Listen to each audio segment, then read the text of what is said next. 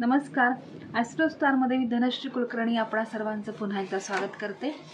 सध्या आपण नक्षत्रानुसार उपासना, शिव उपासना ही शृंखला पाहत आहोत. आत्तापर्यंतच्या 4 भागांमध्ये आपण 12 नक्षत्रांचा अभ्यास केला. आता आपण गुरु महाराजांची 3 नक्षत्र जी आहेत त्याबद्दल बोलणार आहोत. गुरु महाराजांची 3 नक्षत्र असतात: पुनर्वसू, पूर्वा भाद्रपदा आणि विशाखा. या नक्षत्रांमध्ये जन्म झालेल्या जातकांसाठीचा मंत्र आहे नमो महादेवाय, नमो महादेवाय, नमो महादेवाय. या मंत्राचं या जातकांनी राहत्या घरी 51 वेळा मनोभावे पठण करावं. या जातकांनी स्तोत्र कोणतं म्हणावं तर 12 ज्योतिर्लिंग स्तोत्र याचं आपल्या घरी एकदा मनापासून पठण करावं. तसंच या जातकांनी दान कोणतं करावं तर अर्थातच पिवळी मुगडाळ जी आहे ती 1 मूठ शिवपिंडीवरती अर्पण करायची आहे.